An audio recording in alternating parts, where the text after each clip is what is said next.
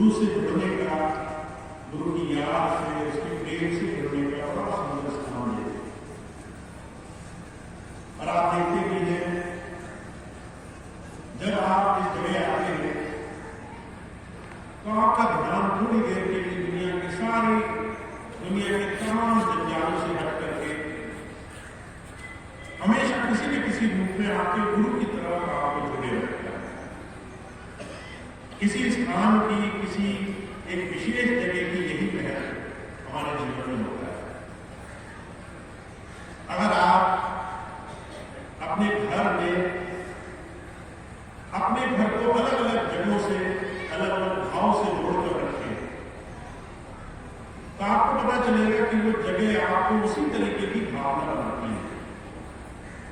आप रसोई में जाएंगे, आपको खाने पीने का भाव करने लगेगा। आप शयन कक्ष में जाएंगे, जहां सोने का आपने इंतजाम किया, आराम करने का भाव बचने लगेगा।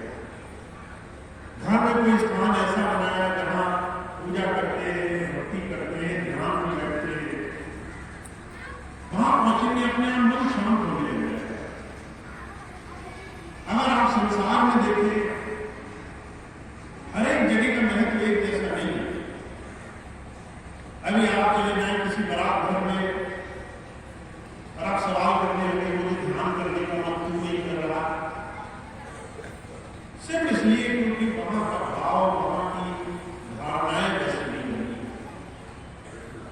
आज आप जिस जगह पर बैठे हैं, जहां अनगिनत सेवा में लगे हुए प्रेमी भाई बहन, अनगिनत बात स्वामी जी, अनगिनत बात दूसरे बहुत सारे महापुरुषों ने अलग अलग तरीके से अपने अनुभव से, अपने जीवन में भक्ति भावना के प्रभाव से इस स्थान को बनाया। और उसका असर अक्सर देखते हैं जब आप किसी गुरु घर में प्रवेश करते हैं। बाहर का माहौल अलग है और गुरु घर में आने का माहौल अलग है। आप यहां आए तो आपका मन बदल गया, आपकी भावनाएं बदल गई। अब यहां बैठकर आप बहुत ज्यादा दुनिया के अलग अलग लोगों की तरफ ध्यान नहीं ले जा सकते। आप कोशिश भी करेंगे तो भी कोई ना कोई आ जाएगा करने के लिए। सत्संग में बैठो, सेवा करो, ये काम करो, वो काम करो, कहीं ना कहीं आपका मन घूम कर गुरु की तरफ जाता है। मुझे कहा करते थे, संत जब बहुत कृपा करता है तो हमें हमारे जीवन में ऐसा सुंदर माहौल, ऐसा सुंदर परिवेश देता है जहां हम कुछ दिन गुजारे, कुछ क्षण अपने जीवन के दे, जहां पर थोड़ी देर बैठ करके हम दुनिया से अलग हट करके गुरु की याद करें। महाराज जी के जीवन की घटना आती है।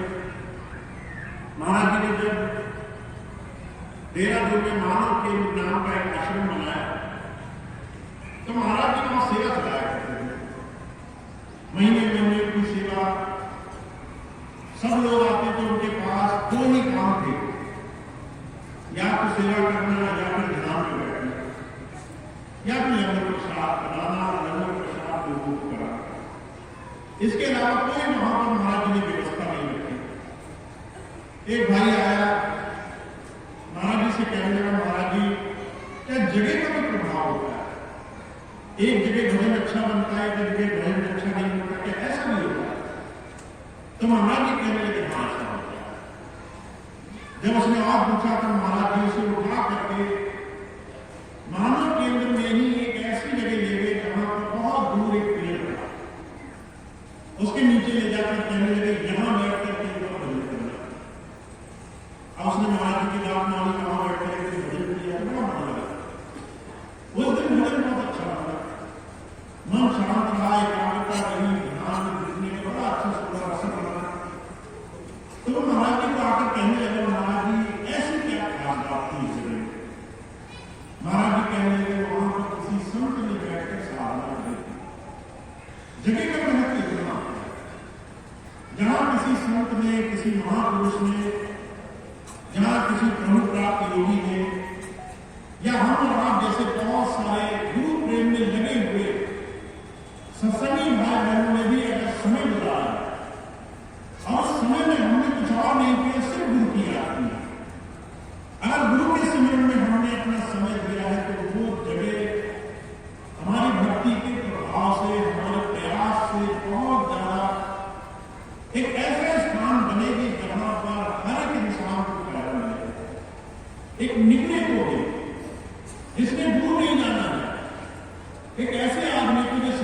पुरुष है वो भी आपको बैठेगा तो उसे दुनिया से अलग महसूस होगा। बुजुर्ग कहा करते थे ऐसा सुंदर अवसर जब हमें गुरु दे देता है तो हमारी एक बहुत बड़ी जिम्मेदारी है, हम अपने जीवन को समझते हुए ऐसे कुछ अवसरों को अपने तो करें ही पर अपने आने वाली पीढ़ियों के लिए भी बहुत अच्छा बना करके रखें। हम जो खुद करेंगे वो हमें तो फायदा देगा, और आपको आश्चर्य होगा अगर आप भजन सिमरन भक्ति भावना से अपना थोड़ा सा समय किसी एक ही जगह गुजारते हैं, चाहे इस आश्रम में हो या आपका घर हो, आपने घर में एक कोना चुन लिया जहां पर आप कहते हैं यही भजन करता हूं, और आप वहां पर अपनी पूरी श्रद्धा ईमानदारी से समय गुजारते हैं, तो आपको तो फायदा मिलेगा ही।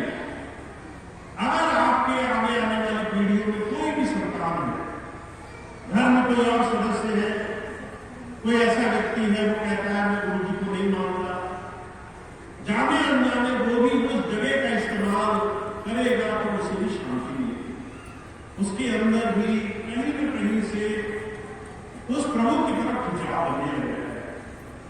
मुझे भी बड़ी सुंदर बात कहा करते थे महाराज जी कहा करते थे बहनों को चाहिए अगर उनके घर में शांति रहे, उन्हें चाहिए कि घर के लोग सत्संग से जुड़ जाए, बुरी आदतें छोड़ दे, शराब नशे बत्ती छोड़ दे, गलत काम छोड़ दे, तो एक छोटा सा काम हो सकती है। जब वो भोजन पकाया करे तो भोजन पकाते वक्त वो सिर्फ अपने ईश्वर का ध्यान करे, अपने प्रभु का ध्यान करके उसकी तरफ प्रेम भावना में लग करके भोजन पकाया करे। अगर आप कहते हो स्वामी जी का ध्यान करें तो स्वामी जी का करें, अगर आप कहते हो कि मेरे अंदर ईश्वर शक्ति है वो अनुभव रूप में है, तो आप 5 नाम का स्मरण करते हुए गुरु की याद में बैठ करके भोजन पाया करें। उसकी याद से आपने जो समय गुजारा वो भोजन भी पवित्र हो जाता है, वो भोजन धीरे धीरे उस इंसान की मनोवृत्ति बदल देता है। अगर घर में कोई ऐसा व्यक्ति है जो सत्संग से नहीं जुड़ा, गलत काम करता है, गाली गलौज करता है, उल्टे सीधे काम करता है, अगर आप ऐसे भोजन पकाकर निरंतर हर रोज उसको वो भोजन करने का अवसर मिल रहा है, तो धीरे धीरे उसका मन भी बदल जाएगा, उसके मन में भी कहीं न कहीं से अपने आप उस ईश्वर की खोज का प्रभाव पड़ने लगता है। ऐसा सुंदर प्रभाव हमारी मनोवृत्ति का होता है। इसलिए मैं हमेशा एक बात कहता हूं, आप अभी अपने मन की शक्ति को नहीं जानते। बहुत से लोग जब आश्रम आते हैं, जब गुरु घर आते हैं, डेरे आते हैं और अपनी हजारों दुनिया की सांसारिक समस्याओं का बोझ लेकर आते हैं, और वो बोझ गुरु के चरणों में डालने की बजाय एक दूसरे के सर पर बढ़ाने लग जाते हैं। आपने देखा नहीं होगा बहुत से लोग जब बैठ जाते हैं तो पंचायत करने लगते हैं, इस पेड़ के नीचे बैठेंगे, उस पेड़ के नीचे बैठेंगे, 2-4 अपने जैसे लोग चुन लेंगे और लगेंगे दुनिया की सुनाने, इसने ये कर दिया, उसने